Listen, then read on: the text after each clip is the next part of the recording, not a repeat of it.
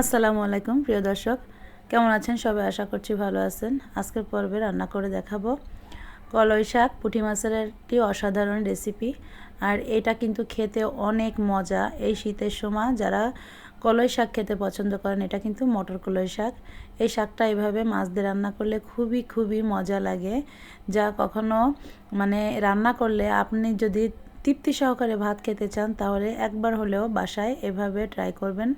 দেখবেন আপনার যে কতটা ভালো লাগবে, আর এবং এই শাক দিয়ে পেট ভরে ভাত খেয়ে নেবেন। তো আমি তরকারিটা রান্না করার জন্য এখানে দেখুন বেশ কিছু পেঁয়াজ কুচি করে নিয়েছি, আর নিয়েছি কাঁচামরিচ।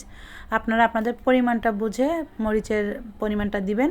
আর এখানে আমি 1 চা চামচের একটু বেশি দিয়ে দিয়েছি বাটা রসুন। চাইলে এটা কিন্তু রসুনটা কুচি করেও দিতে পারেন। আর লবণ আর হলুদ দেবো, এখানে কিন্তু কোনো মশলা অ্যাড করব না। শাকের ভিতরে কোনো মশলা দিলে আসলে ভালো লাগে না। আর এটা আমি এখন তেল দিয়ে খুব ভালো করে এই পেঁয়াজটাকে মেখে নেব। আর পেঁয়াজটা যতক্ষণ না মাখবেন, যে এত সময় ধরে মাখতে থাকবেন যত সময় পেঁয়াজটা দেখবেন যে আপনার হাতের ভিতরে নরম নরম না লাগছে। পেঁয়াজটা এইভাবে মাখতে মাখতে দেখবেন একটা সময় পেঁয়াজটা এতটা নরম হয়ে যাবে, আপনি হাতে বুঝতেই পারবেন তখন যে এটা একদম নরম হয়ে গিয়েছে। ঠিক সেই সময় পর্যন্ত এটা মেখে যেতে হবে। আর খুব ভালো করে মাখা হয়ে গেলে তারপর এখানে আমি মাছ দিয়ে দিব, পুঁটি মাছ। আর যেহেতু এটা দেশি মাছ, আর এই দেশি মাছ দিয়ে কিন্তু এই ধরনের রান্নাগুলো অসম্ভব মজা হয়। আর রান্নাটা কিন্তু অসাধারণ হয়। যারা কখনো খাননি এভাবে হাতে মেখে পুঁটি মাছ দিয়ে আর এরকম কলাই শাক রান্না করবেন, দেখবেন হাত চেটে পুটে খেয়ে নেবেন। এমনিতে এটা এতটা মজা হয়।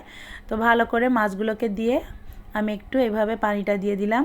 পানিটা দিয়ে এখন কিন্তু চুলার জালটা জ্বালিয়ে দিব আর বলক আসা পর্যন্ত। আর বলক আসলে আমি পুঁটি মাছগুলোকে সুন্দর করে একটু জাল করে নেব, যাতে মাছটা সেদ্ধ হয়ে যায়। আর এ ধরনের ছোট ছোট মাছ এগুলো সেদ্ধ হতে কিন্তু খুব বেশি সময় লাগে না। বলকটা উঠে গেলে জাস্ট কয়েকটা বলক হয়ে গেলে কিন্তু এটাকে তুলে নেওয়া যায়। তো মাছগুলোকে একটু সময় ধরে তুলে নিতে হবে। আর এই মাছটা যদি তুলে না নেন তাহলে কিন্তু তরকারিটা যখন রান্না করবেন এটা কিন্তু একদম ভেঙে টেঙে কাটা কাটা হয়ে যাবে। তো আমি এখন এখানে যে পানিটা ছিল মাছ উঠানোর পরে সেই ঝোলের পানির ভিতরেই কিন্তু আমি শাকটাকে দিয়ে দিলাম। তো এখন এই শাকটা দিয়ে দেব। আর এই শাকটা আগে থেকে ধুয়ে পানি ঝরিয়ে রেখেছিলাম। আর মটর কলাই শাক যারা চিনেন না তারা দেখে চিনে নেন। এভাবেই কিন্তু মটর কলাই শাক রান্না করতে হয়। আর মটর কলাই শাকের পাতাটা একটু এরকম গোল গোল হয়। বাজারে বেশিরভাগ যে কলাই শাকটা পাওয়া যায় ওটা কিন্তু খেসারির ডালের কলাই শাক, ওইটা কিন্তু ভেজে খেতে ভালো লাগে। আর এটা রান্না করলে মাছ দিয়ে এটা ভালো লাগে।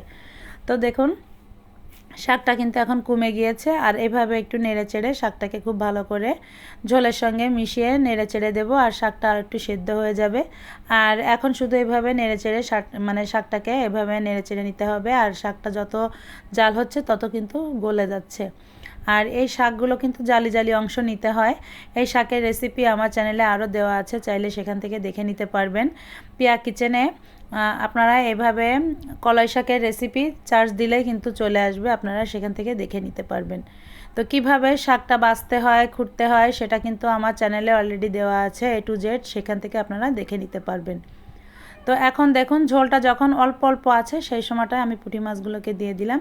আর মাছগুলোকে দেওয়ার পরে আস্তে আস্তে এইভাবে উপর থেকে মাছগুলোকে একটু সাজিয়ে নেব। আর আলতো করে এইভাবে কড়াইয়ের মাঝখান থেকে খুন্তিটা দিয়ে একটু নেড়ে চেড়ে নিতে হবে যাতে তলানি থেকে না লেগে যায়। এ সময় যতটা শাকের ঝোলটা কমে যাবে তত কিন্তু কড়াইতে লেগে আসবে। এজন্য অথচ দেখা যাচ্ছে আপনি কড়াইটা ধরেও কিন্তু এরকম নেড়ে চেড়ে দিতে পারবেন। আর আমি একটু আলতো করে কিন্তু খুন্তি দিয়ে এভাবে নেড়ে চেড়ে দিচ্ছি, মাঝখান থেকে এইভাবে দিয়ে এইভাবে জাস্ট একটু যাতে না লেগে যায়। আর চাইলে কিন্তু কড়াইটা ধরে সুন্দর করে একটু নেড়ে চেড়ে দিলেই কিন্তু শাকটা তলায় লেগে যাওয়ার আর ভয় থাকবে না। ঠিক এভাবে আমি যেভাবে দিচ্ছি ঠিক এইভাবে। তো দেখলেন তো শাকটা রান্না করা হয়ে গিয়েছে। আর এই শাকে কিন্তু ঝোল থাকলে একটু ভালো লাগে না। যথেষ্ট চেষ্টা করবেন এইভাবে একটু চচ্চড়ি টাইপের করতে, পানির যে ঝোলটা সেটা শুকিয়ে যাবে আর দেখবেন সাইড থেকে একটু তেল বের হয়ে আসছে, তেল ছেড়ে দিয়েছে, সেই অবস্থায় কিন্তু এই শাকটা নামিয়ে নিতে হবে। এই শাকে ঝোল রাখলে একটুও ভালো লাগবে না। ঠিক আমি যেভাবে রান্না করেছি এভাবেই রান্না করবেন, তাহলে দেখবেন পারফেক্ট স্বাদটা পাবেন। আর এই শাক রান্না করে যাকেই খাওয়াবেন সেই আপনার প্রশংসা করবে, কারণ এই শাকটা যে খেতে এত মজা। যারা কখনো না খেয়েছেন অবশ্যই বাজারে এরকম পেলে অবশ্যই বাসায় নিয়ে রান্না করে খেয়ে দেখবেন এই শাকটা যে কত মজার হতে পারে। তো না খেলে অবশ্যই আপনারা বুঝবেন না।